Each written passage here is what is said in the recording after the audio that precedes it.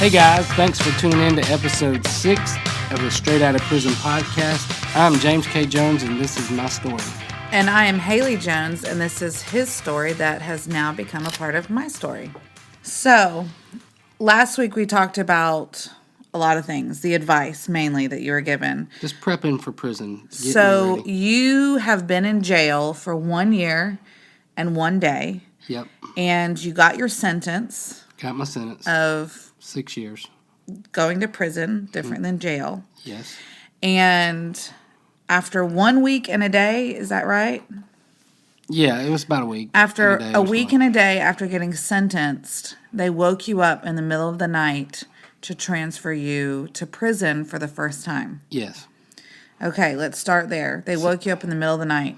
So, I know I said this in the last one, but just for this episode, like you usually had 2 or 3 months between the time you got sentenced to the time you actually got sent to the Department of Corrections. I had never seen anybody go in a week or even 2 weeks. It was like, I think the minimum I ever saw was like 2 months, sometimes up to 4 or 5 months. So I had my sentence. I had my first year under me, and I, kind of thought I had a little bit of time, to mentally prepare, to get ready to go and all the things. So you were surprised? I was shocked, and I wasn't ready because they, the way they do it in that county jail anyways was they locked you down at night, and they would, close the cell doors.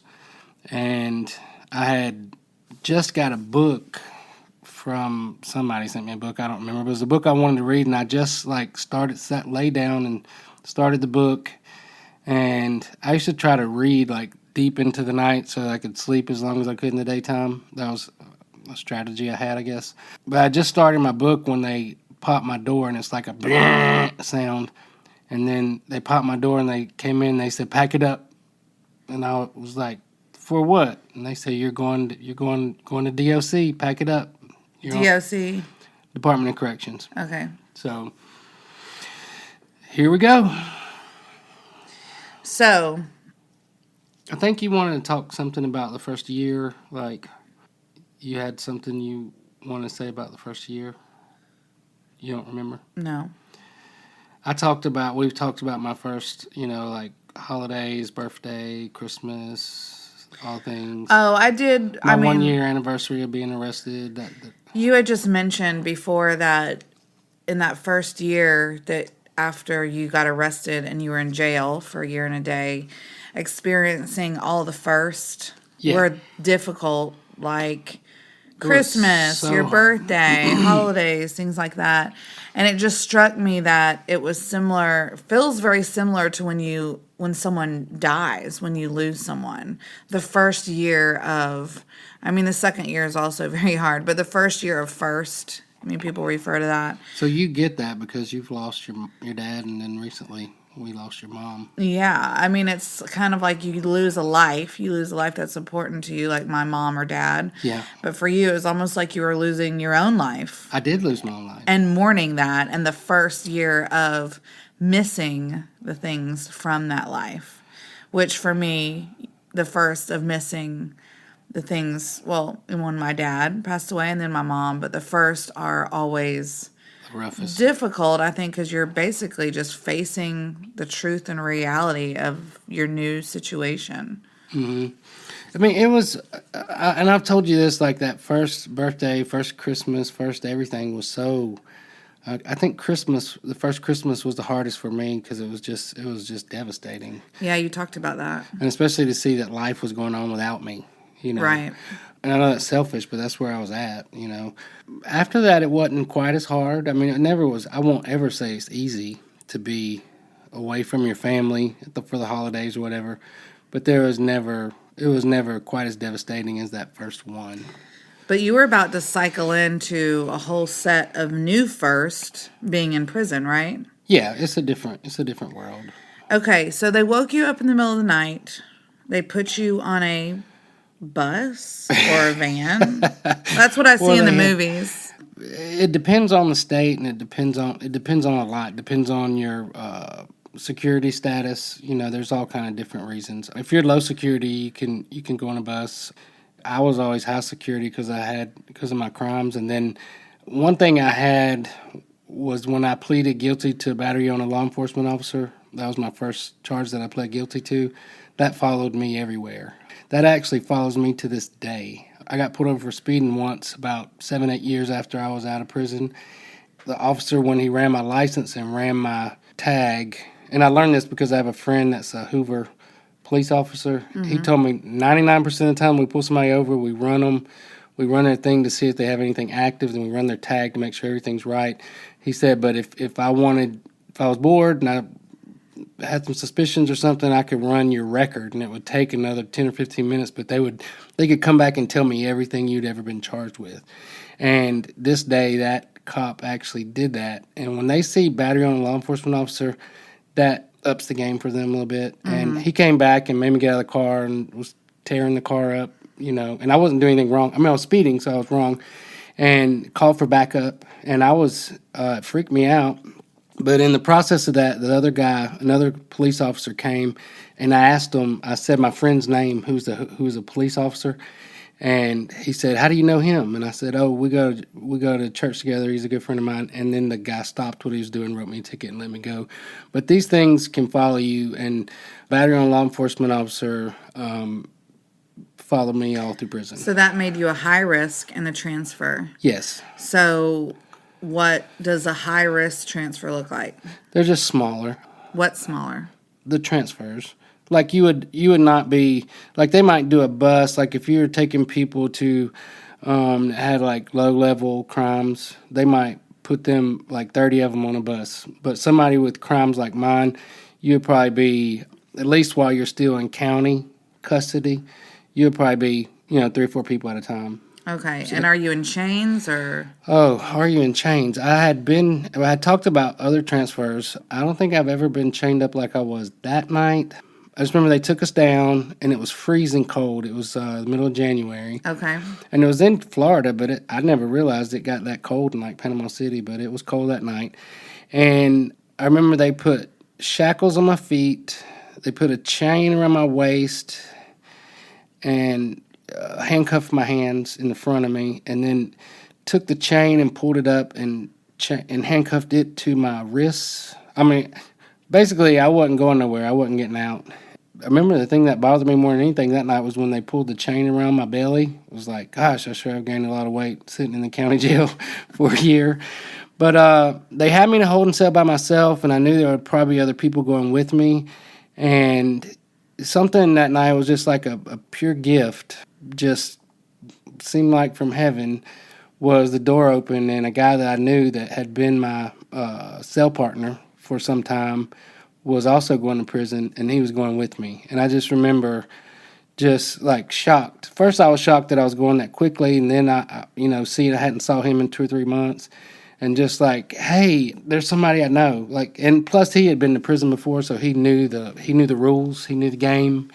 And I was terrified of going to Lake Butler because I'd heard all the stories about how they will beat you down, break you in two, do whatever they got to do to make sure you're ready to go to one of their prison camps. Mm-hmm. So there was a lot of fear.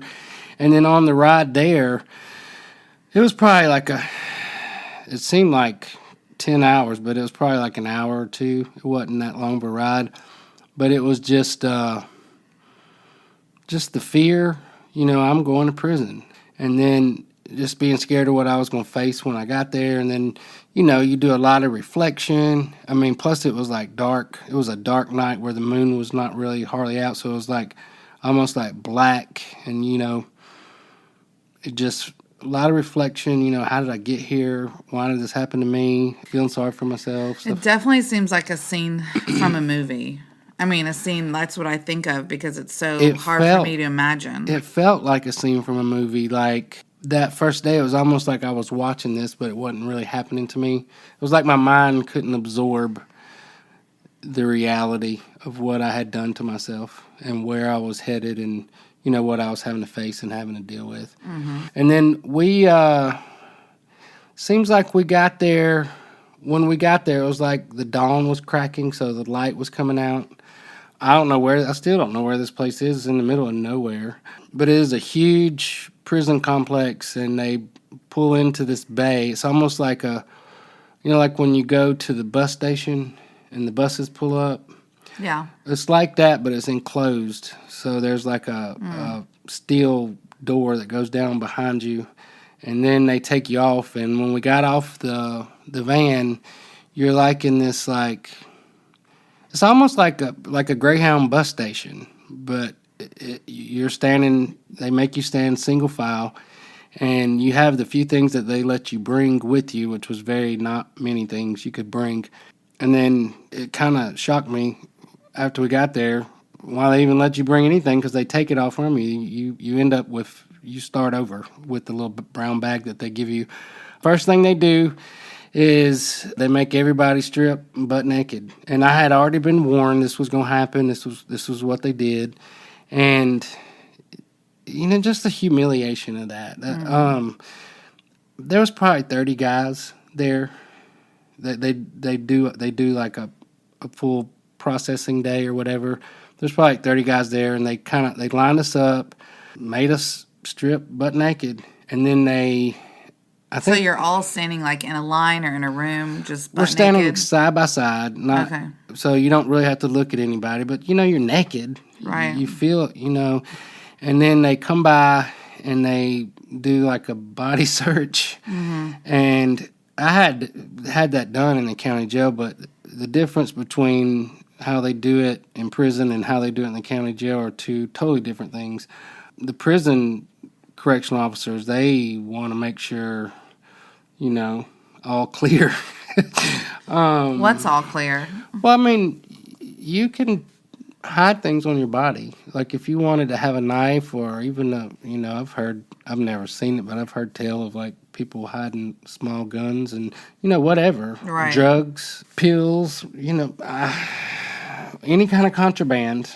They want to make sure you don't have it. So Okay. they stripped us naked. We stood in that line for about an hour and a half. Wow, just standing there naked? Yeah, but I think that's part of what they do. It's like a psychological thing. They want to let you know where you're at, who they are, and who you are. So you are nothing, and they are everything, and you will do what they say. And if you don't, then they'll take care of you. They lead you out of there. They take you into a shower. And you're still naked, yeah. No, that first day I walked around butt naked with 30 other guys for till after lunch. So it was like Wow. 5 or 6 hours of just walking around naked, you know, balls flopping around. That in and of itself is humiliating. Well, I think that's part of why they do that. It's like Right. a psychological, Torture. Well, almost. maybe, but it's to break you down. Right. Like, I understand why they do that. I honestly don't think they had to do all that to me. But I could see why they maybe had to do that. So they walked you into the shower. So you go into the shower. It's like this, almost like a scene from a movie. You got a big room, and there's like 9 or 10 showers. Does that make sense, on the wall? So they want you to take a shower. So you go over there and you take a shower. Then when you come out of the shower, they like spray you with like bug spray. Something about to make sure you don't have something. I don't remember the reason, but it was nasty. It was, when I say spray you with bug spray, it smelled like bug spray. It was rough. And then when you're done with that, you dry off, and then they like throw this powder all over you. So it's another kind of bug spray or lice or body bug. I don't know. They take you from there. They take you and they shave your head, and they like take the clippers and like dig them in your skin. So, you know, you've seen me like with a buzz cut. Yeah. So it's not that. It's like they get your head all the way down to the skin. They're not nice. And they do that for everybody? Oh yeah, coming in. They don't. Why is that? I don't know. I think it has. They have. Again, the there's psychological a reason thing. behind that, but I Yeah. mean, some of it is, you know, you might have lice, or you might have, you know, Yeah. really bad dandruff, and they don't Right. want you to have dandruff. I don't know. I'm just kidding. Then they make you go shave. So they give you this very primitive razor. It was like a straight razor from hell, and they don't give you shaving cream. They gave us like, you know, you had to do it like with a bar soap and shave. And they have these like ID cards that they rub across your face. And if it makes any noise, it means you're not shaved enough. So you got to go back and do it again. And I have been prepped on that too. Like I practiced shaving when I was in the county jail, because in in prison, you have to conform. So unless you have a shaving pass, which you had to get from a doctor, you had to be like clean shaven every day, and it's hard to get that close of a shave with those crappy razors. So you ended up, your face is all cut up, your head hurts from all the, they've shaven you down, and then you just feel violated. I guess these people just put bug spray on me. Don't they know I know how? My mama taught me how to bathe. Well, you have better hygiene than most men, so. Yeah, but that was rough, and then they take you to do your ID card and to give you your D.C. number. So, and they drill into your head, your D.C. number is who you are. You're not. What does D.C. stand for? Department of Corrections. Okay. And your D.C. number, your Department of Corrections number, you don't even need to remember your name. You need to remember your D.C. number, basically. So my D.C. number they gave me was 566401. That's easy. That's a number that will live in infamy. It's kind of harder now in Florida. They have letters in front of them because they have so many prisoners. So people coming 56641. That is my number until I die. So that was my question. So is there another 566401? No, that's my number until I die. If I were to get arrested and go back to prison in Florida, my D.C. number would be 566401. So, wow. God forbid that ever happened, but that's part of it. And I have my own unique number in Alabama too. They call them AIS numbers. That number is 190063. So I actually have two. So I'm a 566401 and a 190063. That's a lot of numbers to remember. You don't forget them. You have to say your number over and over every day. In the morning at count time, they come by. Inmate Jones 566401. You have to learn how to do that. They do that. They count like 4 or 5 times a day. And if you have any mail, anything that happens to you after that, if it don't have your DC number on it, you don't get it. It just goes right back. Wow. And then when I sat down, it was a very obnoxious guy that was doing the ID cards and giving me my number and all that stuff. They would confirm, like, what color's your hair? Brown. What color is your eyes? And I said green. And he looked at me and kind of glared at me. He said, yeah, they brown now. And so I was like, okay. I mean, why? I don't know. I guess my eyes look brown. My eyes change, but my eyes are green. Yeah, I'm looking at them right now. They're definitely green. I don't know. It was just, but it made me laugh because I was like, I don't care what you put on a prison ID. I mean, put whatever you put purple. I don't care. But I guess it was just like you have said before, a power play, just making sure you knew who was in charge. Maybe they thought I was lying about my eye color. I don't know. It was that whole thing was bizarre to me, that whole little thing. Oh, but the guy that I went with, his was worse, way worse than mine. I have green eyes, my ID said I had brown eyes, which was fine. They misspelled his name. His last name was Wimmer, Wimmer. I won't say his first name. But they misspelled his name, and they somehow got an L in instead of an M. So when he got his ID card, his last name was Wilmer. So he went from Wimmer to Wilmer. And they told him to shut up. That was his name now. So they made an error in typing it in, and then they just decided not to fix it. And for the rest of his time in prison, his last name was Wilmer. Wow. So if he had mail, it had to say Wilmer, and that was like I don't know if you'd call that a power play, but it was like. Well, basically, they can just do whatever they want. Well, you belong to them. Right. I mean, and again, you listen to my story and be like, oh, poor you, but I did this to myself. This is what happens when you decide to do crime. Yeah. Or like my uncle said, if you're going to dance, you got to pay the fiddler. Yeah. So it was time for me to pay the fiddler. I think it was 4 or 5 hours we were naked because they would make us go back and sit, and it was like these cold metal like benches, and it was just so awkward to be sitting naked. Just awkward and weird and cold, and you get confused, like what's happening. Maybe that's part of the process for that too. But they take you from there, and they get you dressed for whatever's next, and you didn't know what was next. You just keep doing whatever they tell you, and that like that group of like 20 guys, we stayed together all day until we got our housing assignment. The next place they took us was to get our clothes. So your clothes when you're in the... Finally. Yeah, no, it was nice to put on those. Everything is made by people in prison.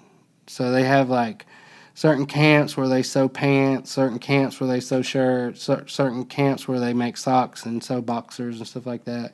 And everything was like, you know how I am about my stuff. Like I want it to feel comfortable, like especially like underwear and stuff that's going to touch my body. Yes. There was no comfort in any of that. It was like they found the roughest fabric and then the roughest thread, and that was your boxers. So that part was hard, like, and plus I didn't wear boxers. I always just wore regular underwear. But thank you. Sure. Everyone listening wants to know that. No, but it's a different, like if you're not used to wearing boxers are like loose, and then when you put your pants on over them, everything gets tumbled up, and I just remember feeling awkward, just so awkward, like trying to figure out, okay, how does this, like, it almost be better not to have anything down there than having all that. Okay. It's just a lot of activity going on. So how many did you only get one outfit or uniform or whatever you call it, or? You got two. Okay. In Florida, everything was blue. So if you were an inmate, you were dressed out in blue. In Alabama, if you're an inmate, you're dressed out in white. I don't know why the difference. Just whoever the state is, they decide what they want to like make their uniforms out of. But they were blue, button-up shirts, kind of like loose dress pants, kind of like that fabric. Then you find out you can't have your shoes. Like they told me my shoes were not good. They didn't pass something they had to pass. So they gave me a pair of like those slide-on things that they made in some camp. Prison slides? No, you actually got shoes when you went to prison. You had to have prison slides because you had to have shower slides to take a shower. Okay, so side note, he got these shoes. Did I get you these shoes, or one of us bought some shoes? They were the slide shoes that are popular now again, ironically, where they have one thing over the top of your foot. Yeah, you just slide your foot right in. Yeah, was it I that bought you them, or you bought me some? I got a pair. I don't remember if I bought them or they were bought for me, but I told you they were prison slides. Yes, so... And they look like prison slides. He explained to me because he had some in prison, I guess, for the showers and stuff. But now, they're super popular. You see everybody wearing them. They're very comfortable. So there's some Nikes, Adidas. So I told our daughter when she was like 4, I got her some, and I said, "Look, Mommy got you some prison slides." Anyway, that makes me think of that. So we forever call those prison slides. Yes. That is what they look like. Yeah. And in prison, now, you never let your bare foot touch the ground. I learned that my first week in jail because it's nasty. Because, there's so many people, so much activity, you could catch something. Ugh. No, seriously. And I know people that have, but I never caught anything because I was always very... I treated prison surfaces like the coronavirus. Like I'm, whatever I need to do to stay away from it. But you had to wear your slides to take a shower. Okay. So actually, when I first got out of prison, it was hard for me not to wear slides in the shower because I'd gotten so used to. I'm serious. I'd gotten so used to it. So they give you your prison clothes. They give you 2 pairs of boxers, 2 t-shirts, 2 button-up shirts, 2 pairs of pants, a belt, and later on, you could get shoes sent in, but for that first season, they took my shoes because they said there was some kind of security risk. I don't know. I don't remember. They have all these rules, and if it's not everything they say, they take it. So they gave me these, like, they're just like slip-on shoes, kind of like the ones our boys wear, the red ones. Yeah. You just slide them on your foot. Right. But these were not comfortable. It was like you had a thin piece of plastic with some material over it, so it was hard to walk. And you did a lot of walking that first day. Lord have mercy. So they take you from there. They took us to lunch. The one thing I noted was, wow, when you get to prison, they feed you good. Because, it was they fed you really good. Compared to jail. Oh, yeah. It was... So what was your first meal in prison? What did you get? It was... I can't really say. It was like meatloaf and potatoes and yeast rolls and dessert. I mean, it was a big, and I was feast. well, I was by that time, a year and 2 days locked up and hadn't really, Bay County jail was a little bit better than Jefferson County jail, but it was still not good. But yeah, they fed you really good. Breakfast, lunch, dinner. They were going to fatten you up. Actually, I think my little bit of time that I spent there, I think I gained like 20 pounds. Wow. Well, they feed you all the time. That first day, I'm not sure where Lake Butler is. It's in Florida. It's in North Florida. But it must be close to the ocean because there are seagulls. Don't you have to be close to the ocean to have seagulls? Yeah, I'm from Alabama. I don't know. Well, I'm from Florida, and I don't know either, so... Well, the seagulls would come, like these huge flocks of them would come outside the chow hall where they fed us. And I guess, like, trying to get something to eat. And they told us if we fed the seagulls that they would beat us down and lock us up. So, wow. So for some reason, they didn't want the seagulls on there. Well, they are kind of aggressive. I mean, I did grow up on the beach or in Florida, and when you start feeding them, it's like they go tell all their friends, and they are not shy to come get food. Oh, there was a lot of them there. It was like their little flying in. It looked like a building almost. Yeah. And I just remember watching the seagulls thinking, they can just fly into prison and turn around and just fly out of prison. Like what I would give right now to be a seagull. But it was, they kept you busy, so it was quite a day, but then they put you through like this battery of like tests. They measure like your mental aptitude. They go through just all kind of like just stuff. It's a full day, and you have your little bag with your clothes in it, and that's all you have. And you have to have your name tag, hanging out where they can see it. And just the emotional, like, I'm in prison. I am inmate Jones, 566401. What's become of me?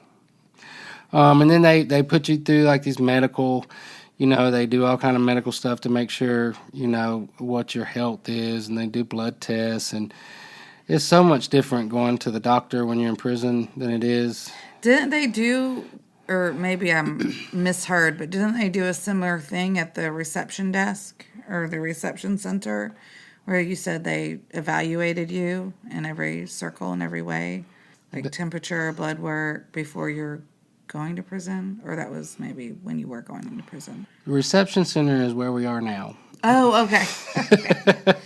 Sorry, I get them all confused. Okay, so this is the reception. We're in the reception center. Got it. And basically, a reception center, they figure out where you're going, but I had been taught by the older guys, like, if you keep your head down and don't draw attention to yourself, you'll make it through, and you'll be there 2 or 3 weeks, and you'll get to your camp, and everything will be fine, and it won't be so scary. So the thing at Lake Butler you had to fear were the police, because they were there to make sure you knew who you were.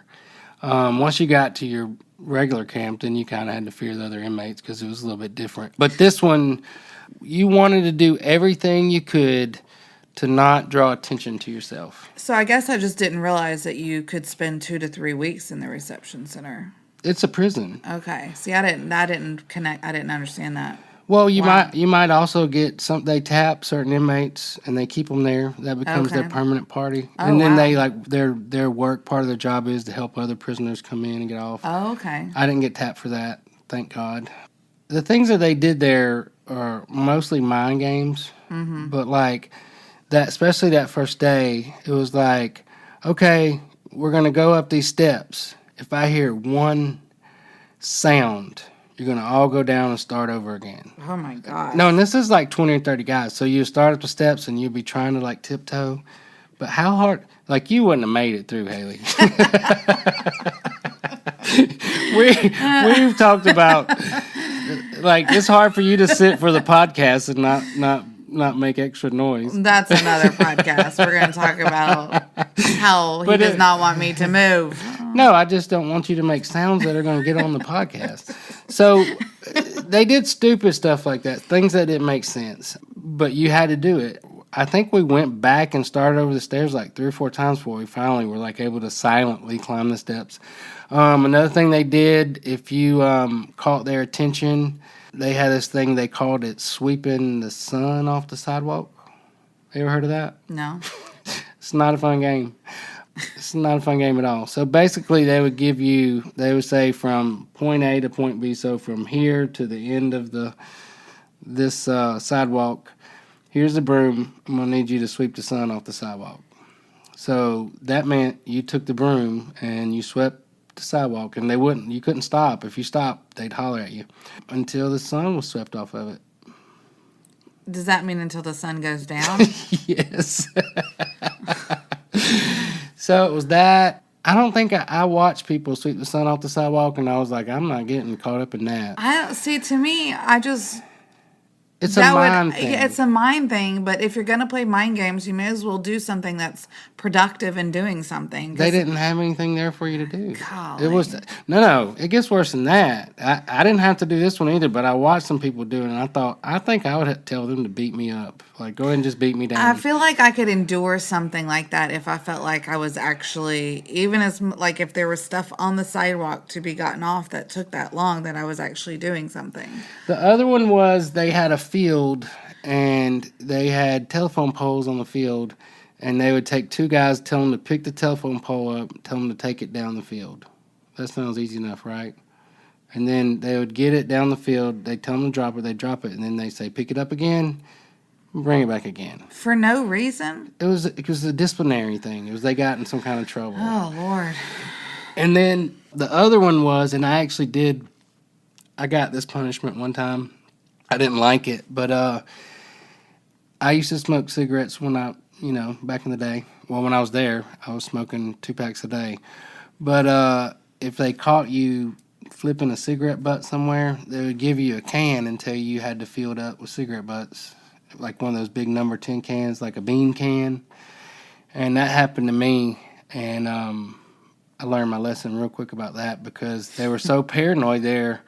Like, height of paranoia about everything was that you couldn't find any cigarette butts. So you'd have to go around and be begging people, please let me have your cigarette butt so I can get this thing filled up. And that took hours. But there was that, and then there was just the overall, you're walking in prison and you're the new people, and it was definitely worse at other camps, but you had that feeling of, I'm fresh meat or whatever, right? And you're scared. So you did feel that. I mean, you felt it by how people were looking at you. You could just sense that. Yeah. Well, Lake Butler is different from prison, and when I go to my first camp, we'll talk about that in the next episode, I guess. The difference, but this one was fear of the police. Okay. Fear the correctional officers. You did, feel a little discomfort of people looking at you, but I had heard so many stories about what they did there to people to break them down. There was a story that there was a black guy that was in one of the cell blocks there, and that he didn't like thugs or gangsters or whatever. So when he saw another black guy with gold teeth in his mouth, he would mark them and target them until they did something where he could hit them in the mouth and he would knock out their teeth. And oh my gosh. That I never saw this, so I don't know if it's true, but the thing was that he had a 5-gallon pickle jar full of gold teeth that he kept. That was his trophy. You would think in your mind that it can't be that bad. It can't be, nobody's that crazy, but these people at Lake Butler really were that crazy. The shower situation, still have never experienced anything like that. They would line us up like 100 guys, and you would line up in a line with your towel. They didn't make you stay naked, but you had to have your towel and your shower slides and your soap. You would line up, and they had this one little place with 2 showers. You would walk up to the shower 2 at a time, wet yourself, then you would back up, and then you would back up to soap up, and then the people behind you, when you backed up, the other 2 behind you would come up to get wet. By the time they got wet and backed up again, it was your time to rinse. You had 45 seconds to take a shower. And you know how I am with my showers. But again, I think that was a thing they did to like break you of whatever you need to be broken of and to make shower time fast. That marked me. I've been told whatever you do, if you can lay low and don't draw attention to yourself, you won't have any problems. So I had an older guy tell me one time, just don't make eye contact. If you make eye contact with one of the correctional officers at Lake Butler, they're going to either make an example of you or they're going to mess with you, just provoke you, whatever. And it worked for me. I never made eye contact. One time, I think on my first day, I accidentally made eye contact with somebody, and he made me come over, and he scraped his thing on my face to see if I had, if I was shaving close enough. Never mind, I was bleeding. There was a guy that was in that group with me that had a pair of red shoes, and this was 1994. I know we see red shoes everywhere we go now. Right. Red shoes were not that common back in those days, but they were red shoes, and they had like different color, like shoestrings on it or something like that. And it was his first time to prison too. I remember his name. I'm not going to say it, but he ended up going to Brevard with me. He got beat up every day by the police. And they told him, the older guys told him, bro, get rid of the red shoes. You don't trust me, and you don't want the red shoes. Not here. You don't want the red shoes. And he got pulled out of line, beat up, slapped around every day for like 5 days. And he traded his shoes to another guy and got a pair of plain blue shoes like we were wearing. Didn't get messed with anymore, but the guy he traded shoes with got messed with every day. So what is up with that? I don't understand. It's a different world, and is it just because he was being too flashy, or I don't know. You're drawing attention to yourself. The way to get through Lake Butler, North Florida Reception Center, is to put your head down, say yes sir, no sir, and do whatever they tell you to do. And that's,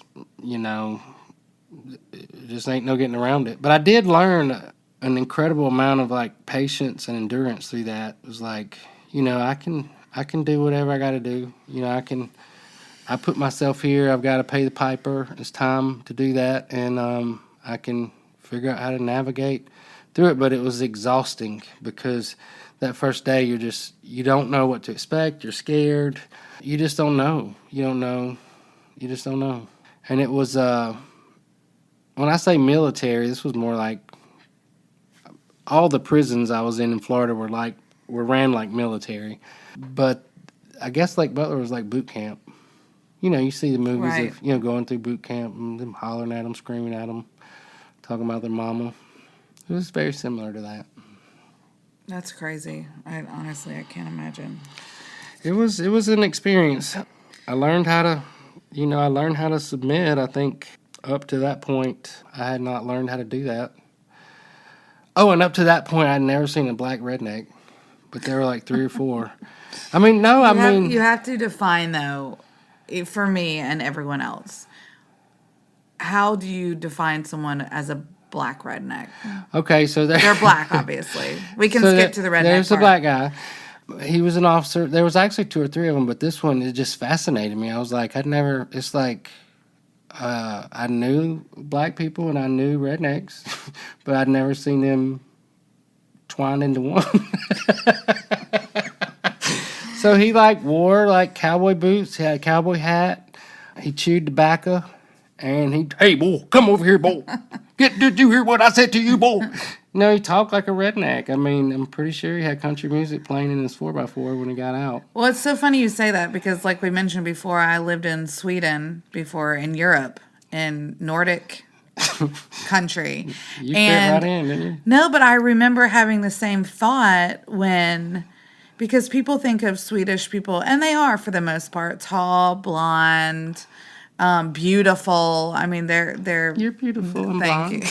But their not so tall. Average person is probably more beautiful than the average person in America. I'm just gonna say that. I'll go ahead and disagree with that. But anyway, I realize that there are Swedish rednecks, and there's actually a term for them. In Swedish, they call them a raggarare, which is like a raggedy, like a A ragger, I guess, is how you would. A ragger. A ragger is how I think. I mean, any Swedish person listening, feel free to correct me. But there is, and they drive these cars, and it really is like a Swedish version of a redneck. And you can hear in their Swedish accent that they sound a little more country, if you want to put it as that. They have long hair, like the mullets, just kind of, I mean, what an American movie will make fun of or like portray as a redneck. Yeah. I mean, we all have that vision in our head. It is like a Swedish version of that. And so I guess it's true maybe in every culture or country, maybe there's a redneck version from that country. We've always been told that rednecks come from Alabama and Mississippi. Right. I mean, that's the stereotype.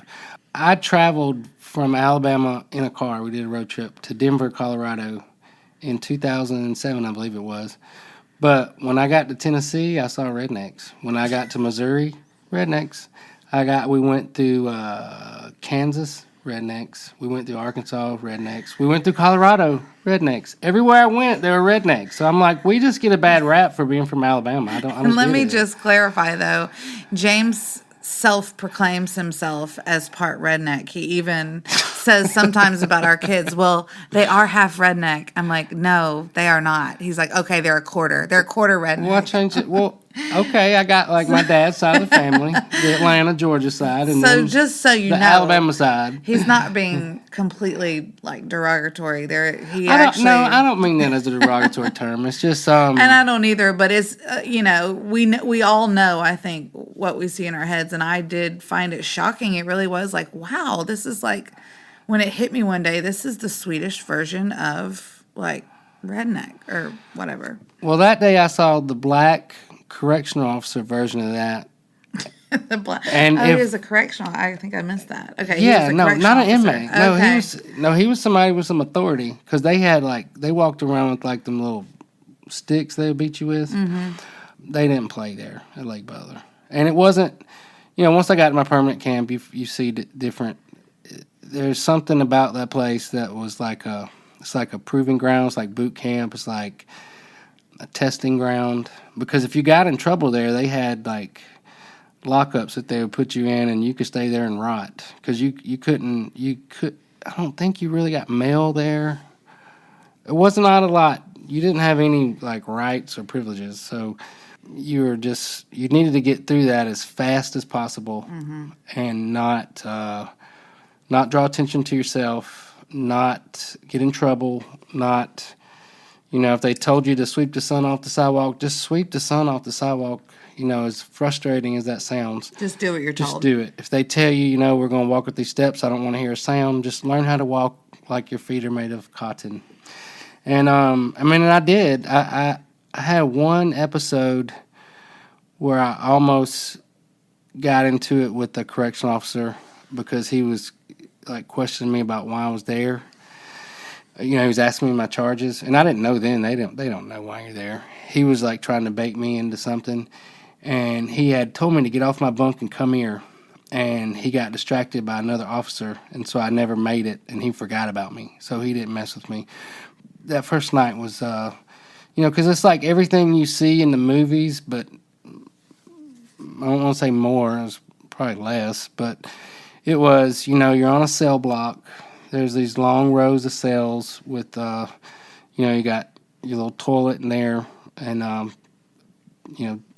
somebody under you, somebody on the bottom, somebody on the top, and you have to like make your bed. Like they'll come around if your bed's not perfect, then they'll tear it up and you have to start over again. But they taught us how to do that. That's how you make your bed. But that first night, just laying down and just seeing the bars and just realizing, I'm in prison. And then I heard it's maybe 3 or 4 cells down. You couldn't see it because the way these were made, like if you looked out, you couldn't see anything but the hall. You couldn't see the other cells. So, but you could hear everything. Like you can't do anything about the sound. So there was a guy 3 or 4 cells down that got into it with the officer, telling him, it was the same officer, I believe, that I had a little something with, telling him to get off your bunk, come down here, come here. And then like hearing the slaps, like pap, pap, pap, pap. So, and then he was like taking him and jerking him against the bars. but then saying, why are you hitting yourself on the bars? You know what I'm saying? So it was just like, you can't win this game. So you got to submit. You got to do whatever. No, Well, even hearing you say that, it's like the movies, except you want to say more, but maybe less. But I think it just reminds me of, we don't know what we don't know, and you can, until you have experienced something yourself, you really don't understand. I mean, I can watch the movie about prisons, I can see, which I have, and I can even hear you tell it, which is fascinating, and I feel like we say in the beginning, it's part of my story, but I really will never know, hopefully, how this feels and how it feels to walk that out. I mean, I'll never forget. It was actually a friend of mine. She was buying a house, and it was like this big deal, and she wanted to talk about it all the time. And I mean, I felt like I was being so like supportive and excited for her, and I was, as much as I could be. I mean, I was super excited for her, and she was stressed about all the little things. So she bought the house. Fast forward 2 years later, I was buying a house for the first time.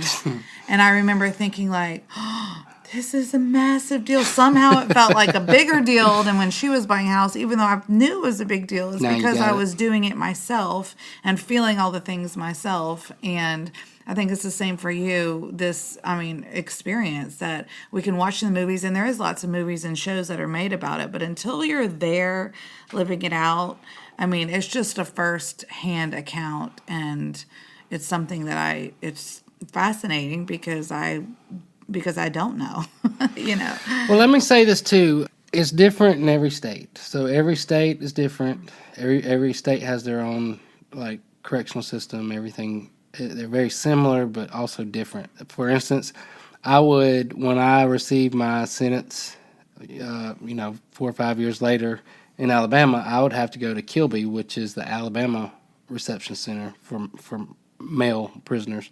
Totally different story. Similar in that they stripped you down, took all your stuff, made you cut your face up with a razor, but they didn't bother you. And I remember thinking, wow, this is a breeze. Y'all don't even know what they do in Florida. Yeah. It was a very stark difference. But it was crazy to go to sleep that first night in prison, knowing I'm in prison. Lord have mercy. God save me. Except I didn't really believe there was a God at that time.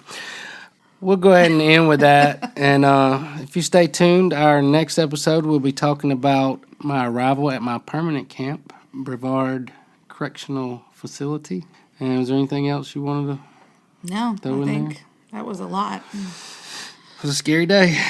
So the moral of the story is crime does not pay, and you should avoid it at all costs. Flee, flee, flee. Run from it. And also that there's rednecks wherever you might go.